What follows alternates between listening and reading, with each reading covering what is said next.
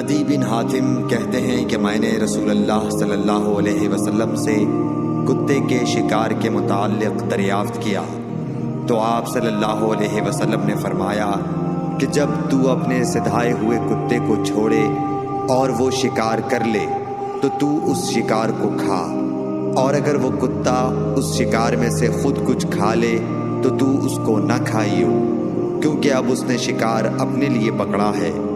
میں نے کہا کہ بعض دفعہ میں شکار کے لیے اپنے کتے چھوڑتا ہوں، پھر اس کے ساتھ دوسرے کتے کو بھی پاتا ہوں۔ آپ صلی اللہ علیہ وسلم نے فرمایا پھر مت کھا، کیونکہ تم نے بسم اللہ اپنے کتے پر پڑھی تھی، دوسرے کتے پر نہیں پڑھی۔ صحیح بخاری حدیث نمبر 175۔